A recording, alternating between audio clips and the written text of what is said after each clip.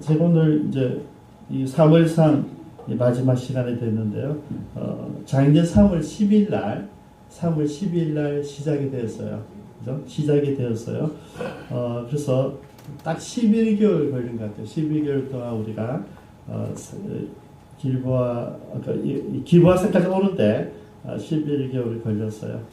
어쨌든 우리가 성경 순차대로 성경을 보다 보니까 여기까지 왔는데요. 특별히 여러분 이것을 계획했던 것은 아니고요. 룻길에 특별히 다음 설교를 위해서 삽입을 했어요. 룻길이 잠깐 공부하고 다음 성경 공부로 들어가려고 했는데 룻기가 너무 좋아서 룻기와 이어지다 보니까 여기까지 왔어요. 그래서 어쩔 수 없이 다음 주는 이 다음 장의 사무엘 하를 또 들어가야 돼요.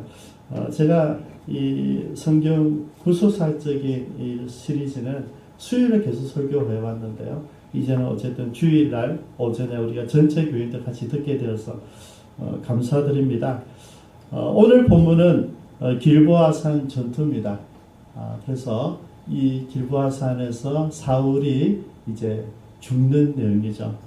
이게 1절에 보면 블레셋 사람들이 이스라엘을 침해 이스라엘 사람들이 블레셋 사람들 앞에서 도망하여 길보아산에서 엎드러져 죽으니라. 죽는 산이에요. 근데 여러분 이렇게 이스라엘 철저하게 괴롭힌 사람이 블레셋입니다. 블레셋은 여러분 그 이탈리아 밑에 그레데 섬 있잖아요. 그죠? 그레데 섬 출신들이 그 사람들이 건너와서 정착해서 팔레스타인 지역에 있는 사람들 쫓아내고 자기들이 촌을 만들어서 우리 사람들은 가사, 아스돗, 아스굴론, 가드, 에굴론 이 5 도시 중심으로 이제 나라를 만든 사람들이 블레셋입니다. 이 블레셋은 여러분 우리가 알다시피 계속 사사기 전체를 통해서 이스라엘 괴롭혀왔죠. 그리고 지금도 결정적으로 사울과 사울 아들들을 다 죽이게 되고 그리고 이제 이 블레셋이 다윗이 왕이 될 때 비로소 이제 기가 죽습니다. 눈치 보고 살고 있다가 나중에 이스라엘 멸망당할 때에 바벨론 르브갓네살이 이제 완전히 폐해를 시켜버리죠. 근데 우리가 여러분 여기서 이 블레셋에 대해서 잊지 말아야 되는 게 뭐냐면 왜 블레셋이 계속 이스라엘 이렇게 괴롭히고 있는가? 우리가 잊지 말아야 되는 게 뭐냐면 지금 이 본문의 배경은 뭐냐면 이제 왕정 나라로 완전히 들어간 게 아니고요. 들어가는 과정이에요. 그렇다면 이제 사사시대 350년이 마감되는 시점이잖아요. 마지막 사사 사무엘 그리고 이제 첫 왕이 사울인데 제가 오늘 본문을 묵상하면서 발견한 것은 왕으로서 어쨌든 본보기 여행 연습을 보여준 사람이 다윗이 아닌가 사울이 아닌가 하는 생각을 가지게 되었습니다. 왜냐하면 다윗은 하나님 준비한 임금이 맞아요. 그런데 다윗이 준비하고 있는데 이스라엘 백성들이 급하게 달라고 그러니까 미리 여행 연습을 한번 샘플적으로 본 사람이 사울이 아닌가 생각합니다. 근데 저는 사울을 나쁘게 평가하고 싶지 않습니다. 왜냐하면 사울도 사사라는 왕이라고 할 때는 문제가 다르지만 사사로서로 보면요 나름대로 괜찮아요. 사사가 이러고 저도 완전하지 않았거든요. 한때를 사용했어요. 한때 사용하고 사라진 사람들이 사사들인데 그런 의미에서 보면 지금 사울은 오랜 기간입니다. 여러분. 오늘 사울이 죽는데 나이가 80입니다. 사울이 나이 40대 임금이 되거든요. 그리고 40년 통치하다가 오늘 죽습니다. 다윗도 30세 임금이 돼가지고 40년 통치하다 죽어요. 70년생이고 사울은 80년이에요. 그러면 왜 솔로몬도 40년 통치를 해야 되는데요. 왜 사울이 저에게 감동이 되냐면 여러분 80 노후를 이끌고 어디서 죽습니까? 현장에서 죽잖아요. 마지막 왕으로서 길보아산에서 블레셋과 전쟁하다가 자기 아들과 함께 다 죽어요. 저는 이게 멋지게 보여요. 왜냐하면 삼손과 오버랩된 것. 삼손도 여러분 굉장히 잘 나가던 그 특별한 사사였잖아요. 그러나 그가 계속해서 향락 때문에 여자 문제 때문에 계속 넘어지고 하다가 마지막에 한번 힘을 쓰고 블레셋 사람들을 죽이고 같이 죽는 거로 마치지 않습니까? 어쨌든 마지막 삼손도 마지막에 나름대로 사명을 다해서 사사의 사명을, 저는 오늘 사울도 다르지 않다고 생각합니다. 비록 왕으로서 여러분, 사실은 사울이 왕으로서 특별히 못하지는 않았어요. 그냥 다윗에 세워지는, 하나님의 사람이 세워지는 것을 받아들이기가 힘들었고, 그래서 계속 시기하고 질투하다가 내가 한 본질을 놓쳐버렸을 뿐이지, 사울이 모든 하나님 일을 나에게 맡겨진 일을 안 한 건 아니에요. 그죠? 틈틈이 다윗을 잡았을 때도 전쟁이 일어나면 다윗을 두고 전쟁에 나갔던 사람이 사울이거든요. 그래서 사울이 나름대로 우리가 볼 때는 다윗과 대비해서 지금 이 사무엘상의 주인공은 다윗입니다, 여러분. 다윗이 어떻게 준비되는지, 하나님께서 다윗이라는 임금을 어떻게 준비하는지를 세워주는 어떤 비하인드 스토리가 가서 그렇지, 실제로 그 도구였던 사울도 저는 나쁘게 보지 않아요. 어쨌든 저는 오늘 분명히 죽었어요. 길보아 산에서. 근데 전투에서 죽은 거예요. 저는 가치가 있단 말이죠. 지금 이런 화살을 맞아서 아프면서 내가 중상을 당했다. 그럼 내가 죽어야 되겠다. 내가 적들이 나를 보면 내가 시신이 훼손될 거야. 당연히 목을 베고 몸을 사지를 자르고 하겠죠. 그러니까 차라리 네가 부하고 수행비서고 너가 나를 죽이려 했을 때 그럴 수는 없잖아요. 오히려 수행비서가 말을 듣지 않게 자기 스스로 자기를 시해하고 시몬비서도 똑같이 자기도 죽어요. 그래서 이런 이 모습 보면요, 뭐 드라마를 마지막 장면으로서 아름답다는 생각이 드는 거예요. 성경의 줄거리, 하나님의 뜻을 제가 반대하는 건 아니고요. 좀 주인공은 아니었지만은, 그래도 오늘 마지막 모습은 만약에 임금이 아니라 사사라 했다면, 또 임금이라 해도 마지막까지 왕으로서의 직책이 뭡니까? 이스라엘 백성들이 요구한 왕은 뭡니까, 여러분? 우리를 대신해서 싸워달라는 거잖아요. 그 일을 사울은 마지막까지 하고 있는 거예요. 나이가 80이 되었는데, 여러분, 나이 드신 군사님들, 나이 드신 집사님들, 절대 물러서려 하지 마십시오. 저는, 어떻든 사울은 마지막 순간까지 일하잖아요. 죽을 때까지, 주님 부르시는 날까지. 주님이 나에게 주신 사명을 감당하기 위해서 마지막 순간 안 가도 되잖아요. 아들들 충분히 나이가 들었어요. 보내도 돼요.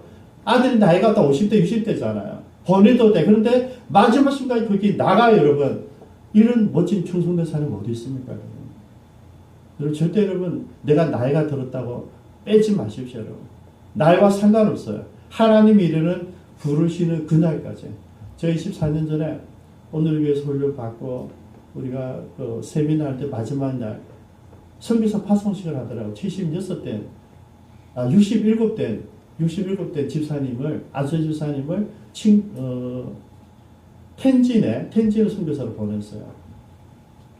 오늘의 교회 집사님인데 우리 모임에서 한주 목사님 소개하고 파송하고, 저는 그때 감동이 있었어요.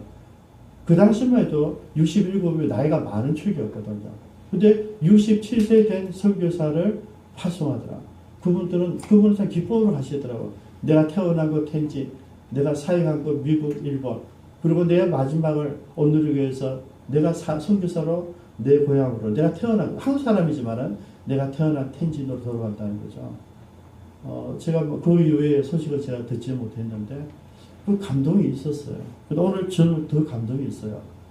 80세에 그 노구에 현장에서 전쟁하다가 죽었다. 여러분, 자기 일이니 아니니 자살 이런 이야기 하지 말고요. 그는 최선을 다했다. 마지막 순간에. 비록 다윗을 쫓는다고 많은 시간을 투자하고 많은 정력과 에너지를 쓸데없는 데 소비한 어리석음이 있었지만은 그의 마지막은 자기 왕으로서 사명을 다했다. 그래서 저는 이 길보아 산은 기적의 산이라고 생각합니다. 비록 죽었지만 사울의 아름다운 모습, 가장 아름다운 모습, 왕이 될 때 겸손하게 오구에 숨었던 그 사울보다 지금 이 노년에 죽는, 그 현장에서 죽는 이 사울이 더 아름답다. 제가 그렇게 메모를 했어요. 두 번째는 그가 기대한 대로, 걱정한 대로 사울의 시신이 훼손되었어요. 두 번째 생각은 참 멋지고 아름답지만은 승리했어야 된다는 것입니다. 여러분, 우리가 살아가는데 영적 전쟁에 있어서는 반드시 승리를 해야 됩니다. 지면 내 시신이 훼손되어져요. 내 그토록 싫어하던 이방인들, 하나님 앞에 내세울 수 없는 그 블레셋에 의해서 내 시신이 훼손되었어요. 나는 훼손되기 싫어서 스스로 죽었어요. 그런데 여러분, 그의 몸뚱아리는 목이 잘리고 모든 블레셋 사람들에게 전시되어지고 몸은 성벽에 자녀들과 함께 박혔어요. 여러분, 그리스도인들은 절대 져서는 안 됩니다. 여러분, 세상 일도 마찬가지지만은 영적인 일에 있어서 내가 저 사람을 사랑하겠다는 그 일에서 실수하면 안 되고 실패하면 안 됩니다. 여러분. 내가 저 사람 전도하겠다고 결정했으면 목숨을 거는 거죠. 여러분, 한 번 찔러보고 한 번 사랑해보고 한 번 섬겨보고 뒤돌아서지 마십시오. 하나님 제일 싫어하는 거예요. 여러분, 우리가 기도하는데 언제까지 합니까? 기도 내가 정해요. 일주일 기도, 40일 금식 기도, 100일 기도. 전부 다 내가 정해놓을 거예요. 정해놓고 하지 마십시오, 여러분. 그냥 주님이 오케이 하실 때까지 하십시오. 주님이 응답하실 때까지 하시면 돼요. 길 수도 있고, 여러분, 요번에 우리 아브라함의 묵상을 해보니까 이삭을 바칠 때까지 세월이 부름받은 이후에 42년이에요. 만약에 하란이 아니라 갈대아 우르에서부터 시작됐다 52년이에요. 52년 만에 하나님의 마음에 든 사람으로 세워져요. 쉽지 않아요, 여러분. 내 자신도 52년 지나야지 하나님 사람으로 세워지는데, 내가 한 사람 전도하는데 여러분 10년 여러분 길지 않습니다. 우리 가족들 전도하는데 1년, 10년, 20년 쉽지 않습니다. 내 남편 전도하는데, 내 아내 전도하는데 60년, 70년 가치가 있어요, 여러분. 문제는 뭐냐면 내가 그를 얼마나 사랑하고 섬기느냐에 따라서 빨리 온다, 그 기회가. 제가 늘 속상하고 안타까운 것이 뭐냐면 여러분들이 그거를 느슨하게 하세요, 여러분. 여러분, 느슨하게 결단하니까 여러분이 평생 힘들게 사시는 거예요.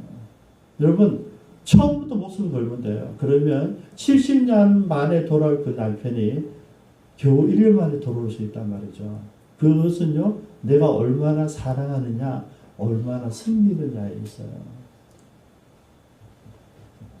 많은 사람들이 예수님을 전하려면 내가 성경을 많이 알아야 되고 구원론 어떻게 해요? 사행들 이렇게 이야기해요. 여러분, 그런 거 아니잖아요. 그죠? 이제 우리는 다 알아요. 그렇게 전도하는 거 아니다. 내가 배운 대로 전도하는 거 아니다. 뭐로요? 삶으로 한다. 삶. 내가 그를 사랑하고 그를 섬기고 그를 위하고 희생하고, 여러분, 그거로 전도하는 거죠. 착한 행실이에요. 어느 새벽에 어떤 분이 책을 냈더라고요. 손봉호 교수의 실체를 말한다. 그러면서 적은 게 너무나 우습잖아요. 저는 지금까지 그분 만난 지 30년 동안 손봉호 교수보다 더 깨끗한 사람 본 적이 없어요. 그분보다 더 정직하고, 그분보다 더 바르고, 그분보다 더 그렇지 않은 없어요. 제가 만난 사람들 최고로 소문으로 누구든지. 근데 그분이 뭐 자익이다, 막 이래가지고 실천을 쭉 했는데, 그것도 유명한 교수님이, 그것도 제일 큰 교단의 교수님, 모사님, 그걸 이야기하는데, 여러분 지금 지라시 수준이잖아요. 지라시. 여러분 지라시의 내용을 미리 많이 봤는데요. 진짜 그분이 너무나 황당하게 책으로 냈어요. 제가 댓글 보니까 99%는 슬프다네요. 슬프다. 왜냐하면 손봉호 교수님 아는 많은 사람들은 슬프다. 교리를 가지고 사시는 분, 이분은.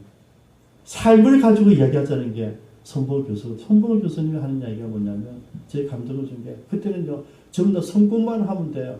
어떻게 하든지 교회에 데리고 오면 돼요. 부흥만 시키면 돼요. 이런 분위기였어요. 근데 그분이 이러시더라고요. 여러분, 꽁 잡는 게 매가 아닙니다. 그러더라고요. 매가 꽁을 잡아야지 매죠. 그때 제가 25대 충격받았어요. 그죠? 수단과 방법 가리지 않고 꽁을 잡아야 된다. 아니다. 이거죠. 우리 그렇게 했거든요. 우리 그렇게 배웠거든요. 그래서 제가 여러분에게 닥달하지 않는 이유가 거기 있습니다. 제가 여러분 카우보이가 안 되려고. 한정 목사님 그러시더라고요. 목사님, 우리는 카우보이가 돼서는 안 됩니다. 교인들 막 채찍질을 닥달해가지고 빈집으로 논다고 후려쳐가지고 그들을 훈련시키면 안 됩니다. 그래서 우리는 목자여야 됩니다. 그래서 변하지 않고 그 교훈들 살고 있어요. 저는 목자가 되고 싶어요. 카우보이가 되고 싶지 않아요. 여러분, 목자로 살기를 원했던 사람 한 사람이 손봉 교수님이고, 손봉 교수님은 윤리를 이야기했어요. 제가 여러분 지금 여러분 같이 나눌 많은 마인드가 배직이 거기 있어요. 내가 지금까지 살아보니까, 목회해보니까 결론이 뭐냐면, 예수님은 십자가에서 죽으셨다. 이런 구원론이 아니라 그 예수 그리스도 영접한 사람들의 삶으로 드러나야지 그렇지 않으라는 거죠. 그리고 진짜 그렇지 않으면 뭡니까? 교통질서를 지키고 세상에 세금 낼 거 내고 법을 지키고 동네 사람들 가운데 내 친척들 가운데 내 친구들 가운데 얘는 법도 없어도 될 사람이야. 그 기준점이 되는 사람이 그렇지 않아야 된다는 것이죠. 여러분 친구들이 여러분 볼 때에 저절로 음담 패스를 할 수 없는 분위기, 여러분 볼 때 거짓말 해서는 안 되는 분위기, 여러분 볼 때 내가 정말 헌금하지 않으면 안 되는 그런 분위기를 만들어주는 그 사람이 그렇지 않으라는 이야기예요. 여러분 제가 목회 가치를 이렇게 연결하고 있는데 바로 중심 되었던 분들이 하영정 목사님이고 손봉 교수님이세요. 근데 이제 한국교회에서 그분들을 이제 공격하고 있으니까 제가 참 속상해요. 여러분, 그래서 우리가 승리를 해야 돼요. 승리. 그리스도인은 절대 져서는 안 된다. 왜냐면 지면 시신이 훼손돼요. 그래서 벌릴 사람들은 완전히 영광을 다 했어요. 근데 소소한 게 뭐냐면 7절 한번 보십시오. 같이 읽어주세요. 시작. 골짜기 저쪽에 있는 이스라엘 사람과 요단 건너쪽에 있는 자들이 이스라엘 사람들이 도망한 것과 사울과 그의 아들들이 죽었음을 보고 성읍들을 버리고 도망하니 블레셋 사람들이 이르러 거기에서 사니라. 네, 여기서 세 번째 제가 나누고 싶은 것은 뭐냐면 모든 이스라엘 사람들은 사울이 죽은 것과 사울의 아들들 죽은 것을 보고 도망갔어요. 그죠? 임금이 죽고 임금의 아들들 죽으면 같이 죽어야 되잖아요. 같이. 근데 이게 마지막 순간에 이스라엘 사람들은 자기 목숨을 구하러 왔다. 물론 해석들이 많이 있더라고요. 정말 신뢰하지 않는다. 이제는 다윗을 신뢰하고 사울을 신뢰하지 않았기 때문에 그렇다 이랬는데 그건 제가 볼 때 가스리고요. 그 무슨 억지 해석이고요. 왕입니다. 사사로에도 우리를 대표해서 사울 준 사람이잖아. 그러면 같이 가서 같이 싸워 죽어야죠. 그래서 비교되는 사람이 11절입니다. 다들 이렇게 도망가 버렸는데 길르앗 야베스 주민들이 블레셋 사람들이 사울의 행한 일을 듣고 12절입니다. 모든 장사들이 일어나서 밤새도록 달려가서 사울의 시체와 그의 아들의 시체를 베산 성벽에서 내려가지고 야베스로 돌아가서 어떻게 합니까? 13절에 뼈를 가져다 에셀 나무 안에서 장사하고 화장해서 거기 묻었다. 여러분 이 길르앗 야베스 사람들의 충성됨이 오늘 본문의 마지막 장면이에요. 왜냐하면 이 길르앗 야베스 사람들은 사울이 처음 임금이 되었을 때 아무도 인정하지 않았어요. 임금이 되었는데 기름부 왕이 됐는데 아무도 관심 없는 그때에 그 아몬 사람 나하스가 공격해 오자. 사무엘상 12장인데요. 와서 이렇게 합니다. 이스라엘 전체에 와서 너희들 항복하라. 길르앗 야베스 주민에게 얘기해서 너희들 항복해야. 그때 항복하겠다고 그랬어요. 근데 너희들 오른쪽 눈을 다 빼라. 그죠? 이거는 항복에서 죽이겠다는 이야기잖아요. 그래서 항복하겠다 했는데 오른쪽 눈을 다 빼라 그러니까 할 수 없이 사울에게 전령을 보내죠. 그때 사울이 일어나서 전 이스라엘의 파벌을 보냅니다. 그래서 이스라엘 백성들 30만 명, 유다 3만 명, 33명 건드리고 암몬을 쳐 이깁니다. 그때 도와주었던 그 사울의 응고, 사울의 그 희생을 길앗 야벳 사람들이 기억했다는 것이죠. 그래서 목숨을 걸고 지금 분위기가 이제 전쟁 쳤잖아요. 이제는 블레셋이 다시 지배하는 그 사회에 들어갔습니다. 여러분 사사기입니다. 지금 그렇게 보면 이해가 될 거예요. 사사 때 살아있던 동안은 이스라엘 자유를 사사가 죽고 나서 바로 암몬이나 모압이나 뭐 블레셋이 들어가서 자기들 지배하고 또 노예로 사는 그런 지경을 갈 수 있는 분위기 지금. 그런데 길앗 야벳 사람들은 목숨을 걸고 가서 사울과 아들들의 진실을 찾아왔다는 것이죠. 그리고 장례를 했다. 그래서 정말 충성된 사람이다. 근데 여기서 결론을 이렇게 내고 싶어요. 이렇게 충성된 사람들이 충성하게 된 계기가 뭐냐면 사울이 자기들에게 해준 뭡니까? 헌신 때문이에요. 사울의 은혜를 받았었거든요. 그럼 우리가 적용을 해보고 싶어요. 우리가 평소에 많은 사람들을 도와주고 그들을 배려하고 그들을 존중해 준다면 내가 죽어도 내가 없어도 나의 은혜를 받았던 사람들이 나를 기억해서 나에게 와서 은혜를 갚더라 하는 이야기예요. 여기 우리가 도전받아야 돼요. 우리 뭘 하자고요? 지금 표가 나지 않지만 우리가 하나님 주신 말씀대로 내 가족들에게, 내 친구들과 내 이웃들에게 그죠? 사랑을 베풀고 그들을 위해서 희생하고 그들에게 도움을 주고 그들이 할 만한 내가 섬김이 만들어내자. 그게 삶입니다, 여러분.